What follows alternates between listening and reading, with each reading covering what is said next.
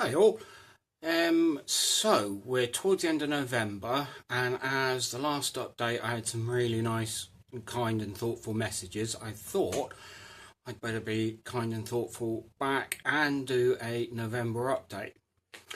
So car behind me. I'm going to do a little bit of waffling as well, because the last video I did a bit of waffling about autistic burnout, which is obviously it's not really one of the plus sides of being autistic by a long, long way. But if you start peering over my shoulder, you might be able to see a few changes on here. So this one, I'm going to do a little bit of waffling about another autistic trait, but a far more positive one, which is hyperfixation or hyperfocus. Basically, what it means is it's like the expression of bee in your bonnet. A lot of autistic people can really focus very strongly on what's interesting us at the time. Sometimes these things can last a lifetime, sometimes they might only last a week or two. The whole going fast thing has lasted a lifetime for me. But what it means is, in this case, is now I'm feeling pretty well. We're in the autumn, so my business goes a lot quieter because obviously people don't break electronics during the winter. It means I've been out here quite a lot and I can get going with it. And it also means the hyperfixation thing or hyperfocus thing means I can really sort of think things through. Sometimes people might find that a bad thing. I don't know where I was then. Someone's just come and delivered something, so I had to go answer the door and I've lost my train of thought. Yeah, so hyperfixation, hyperfocus. Now, I'm going to say I am absolutely no expert in any of these sort of things. As you see, I'm using two terms. It could possibly be that there's slight differences in the two things. But what it means to me is, and in a good way, so when I wake up in the morning, if there's an issue I've had on the car, something I've kind of mulling over the solution, I can be thinking about that straight away, and I can, as I've said before, I can picture these things in my mind, and I can rotate stuff around in my mind, and I can work stuff out. So when I come down here, I'm hitting the ground running and I'm getting stuff done. So there we go. That is hyperfixation, hyperfocus, whatever the hell it is.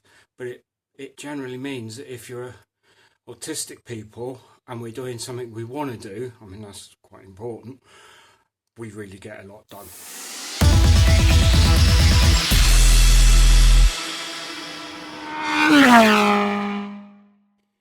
Needless to say, it's bloody cold out here, so nice coffee's keeping me going. I think the suspension, I should really watch last month, shouldn't I, to see where it was. I think I'd done all this last month. Front suspension, if I haven't, as a look, front suspension, all done. I've just started mounting the pedal box, so I've got the mounting positions in there for it to bolt down onto. The clutch and one of the slave cylinders can go straight on where it should. The other slave cylinder is going to have to be slightly remote because there's not room for it behind. All the fun of trying to package a very tight space. But that's okay. That bracket I'm just going to strengthen up a bit. I should triangulate this top bracket probably onto here, because obviously I need that to be totally rigid. I don't want to be pushing the pedal and half my effort going into bending the brackets, which is pretty pointless. Had I done the seat last time? I don't think I had. So, seat runners are bolted down to the floor. Got a front and back 25mm across the chassis, so that should keep me from falling through the floor. I think the seat position is going to be pretty good, actually. As you can see, I put runners on. My other car I had runners in it originally, and I had to take the runners off because my head height from head with crash helmet on to top of the roll bar was, well, my head was probably slightly above the roll bar, which is pretty pointless. So I took it off to get me down lower. On this car, I've got at least, I think it's 15 centimetres more headroom here, so that shouldn't be an issue. It may well be I might take that out depends, because this is slightly higher than the Exo Booster, so I might need the seat slightly higher to be able to see where I'm going, but we'll see where that goes. Anyway, new stuff. Look at that. An engine. An engine in the car. Not exactly ready to start yet, but I've done the engine mounts, okay? I've made, you can't see it in here, so these are all fully made. You can just see the little bit of red there. So I've made poly bushes myself. I'll just take this one off so you can see. I was going to make a video on how to make poly bushes, but then I looked on YouTube and there's already about 50 on there, so it seemed a bit pointless making another one. So that's the engine mount there, and then the poly bushes there. You'll see I've used a very hard grade poly.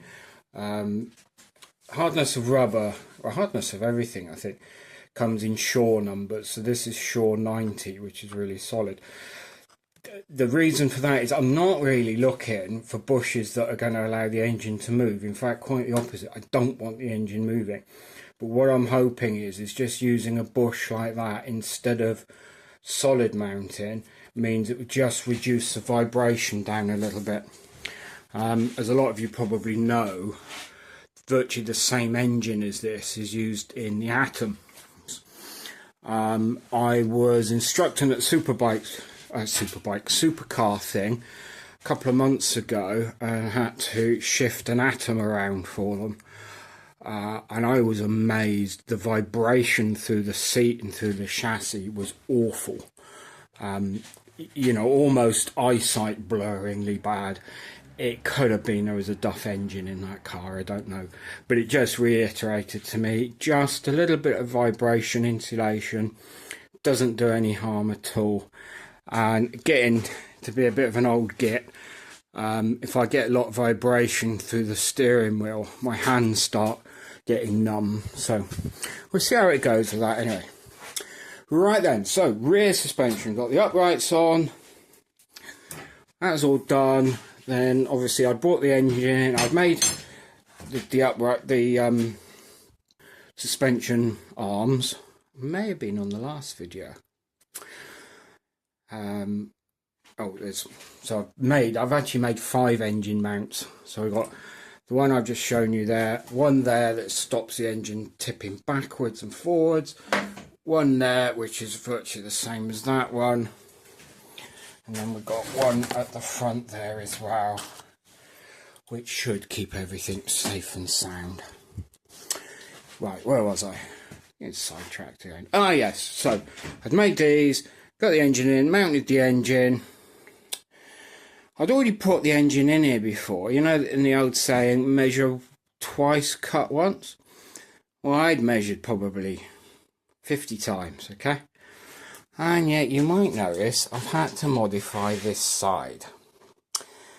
Yeah, because even measuring, this sticks out a long way. You saw a previous video about the balance of all this. So this sticks out quite a long way.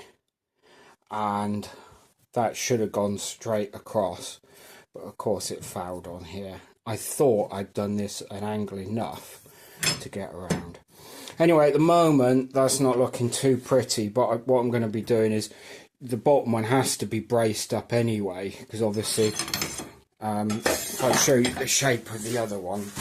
Oh yeah, we've got a drive shaft in here as well for trial. The shape of the other one, you've got basically a straight angle. So you've not got a triangle there. You've got a... Oh, I can't remember the name of that shape. Whatever the hell the shape is. So you need to brace it up anyway. Looking at my old car, basically they brace across front to back like that. So I will be doing, in fact that's what I'm going to be doing once I've stopped talking to the phone. So I will be bracing across here like so. You can see straight away that gives us a nice triangle, albeit a fairly shallow one. Then I would also find a way of bracing from here might actually be almost a piece sort of underneath across, just to give that a little bit of extra, because obviously it's going to be trying to break that weld joint. And I'll also put a little web across there just as a belt and braces. The tubing I've used for this is thicker than is really necessary. I mean, all this car, to be honest, is kind of going to be heavier than it really needs to be, but I'd rather it be too strong than too weak. So that's where we are with that. I also splashed out, I don't normally bother with sales things, but I was looking at second-hand wheels, because obviously what I needed to do is get some wheels on just to make sure that Mr. Cockup hadn't come again with all this and wheels could fit and go on and not foul bits. And then up pops his rotor, sends me a message saying Black Friday sale, and these were 40% off. So wow, it'd have been rude not to. So I don't have a lot of use for those for quite a while, but other than making sure they fit. Got those on order as well, so I can fit the wheel on, and because you need longer studs than originally. So there we have it. I think that is where we are. I'll give you a little panorama thingy. Yeah, it's a bit of a mess at the moment. Probably needs a bit of a tidy up, don't I? So that's a little panorama thing. Hopefully this month I'll have plenty of time, so I'm aiming at getting that rear suspension finished. I've just started. I'll show you actually another video, the website I've used for the suspension design, because it's really, really good. So I'm just working out position of the shock. I'm not going to bother with rocker arms on the back, because the body is going to sort of enclose the back wheels. There's no aerodynamic gain through having rockers. It does make adjustments slightly easier to change the ratio, but obviously they're a lot more effort to make, so I'm just going to have movable positions, but I've got to trial exactly where that's going. So that's the next stuff. Hopefully even I'll be past there and starting to weld up. Everything's tacked at the moment, so hopefully I'll have a welded up chassis before too long. I've also ordered brake discs and calipers for the back, because I'm going to have to modify the calipers to fit. I'm using MX5 rear calipers, but I'm using much bigger discs, so obviously I'll have to just make an adapter plate to fit those. So that's the other things I've been spending my money on. Okay, so I hope that catch up wasn't too fast and waffly, and you all knew what was going on. Thanks again for comments and all that sort of stuff. It's really good for my ego, really, because obviously this trying to do YouTubey stuff ain't going to work out, like trying to make any money out of it to help pay for this project. But comments and likes and subscribes are really good for my ego, and sometimes my ego needs a bit of help. So please hit those buttons wherever they are. And let me know your thoughts as well. So last one, somebody actually put on there that these videos have encouraged them to start a car that they've always meant to. Absolutely fantastic. I am so chuffed to hear stuff like that. It's just amazing, and hopefully, I can't remember names, whoever that is, it would be brilliant if you do any videos about what you're doing, or even photos. Post a link in there so we can all have a look as well. Bye.